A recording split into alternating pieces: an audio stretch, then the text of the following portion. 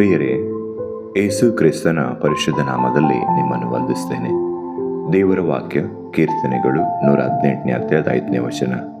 ಅಲ್ಲಿ ಹೀಗೆ ಬರೆಯಲ್ಪಟ್ಟಿದೆ: ಇಕ್ಕಟ್ಟಿನಲ್ಲಿ ಯೆಹೋವನಿಗೆ ಮೊರೆಯಿಟ್ಟೆನು, ಆತನು ಸದುತ್ತರವನ್ನು ದಯಪಾಲಿಸಿ ನನ್ನನ್ನು ವಿಶಾಲ ಸ್ಥಳದಲ್ಲಿ ಇಟ್ಟನು ಎಂಬುದಾಗಿ. ಹೌದು ಪ್ರಿಯರೇ, ಇಂದು ನಿಮಗೆ ಎಲ್ಲ ಕಡೆಯಿಂದ ಕಷ್ಟ ಮುತ್ತಿಕೊಂಡು ಒಂದು ಸಂದಿಗ್ಧ ಪರಿಸ್ಥಿತಿಯಲ್ಲಿ ಹಾದು ಹೋಗ್ತಾ ಇರುವುದಾದರೆ ದೇವರಿಗೆ ಮೊರೆ ಇಡಿರಿ. ಆತನು ನಿಮ್ಮನ್ನು ಎಲ್ಲ ಇಕ್ಕಟ್ಟಿನಿಂದ ಬಿಡಿಸಿ ನಿಮ್ಮ ಕಷ್ಟದಿಂದ ತಪ್ಪಿಸಿ ವಿಶಾಲ ಸ್ಥಳದಲ್ಲಿ ನಿಲ್ಲಿಸುತ್ತಾರೆ.